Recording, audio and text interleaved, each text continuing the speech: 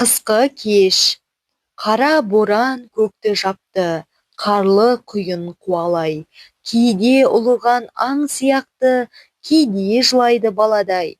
Төбесінен үйдің тозған, сылдырайды сабаны.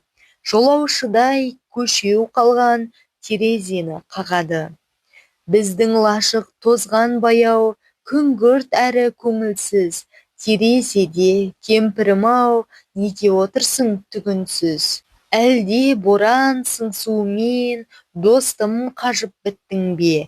Әлде ерілген ұшығыңмен бірге қалғып кеттің бе?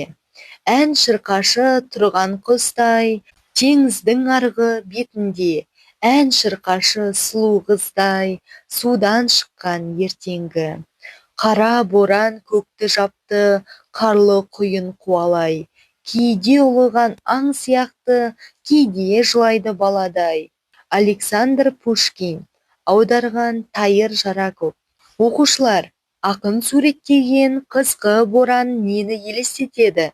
Айта кетіңдерші.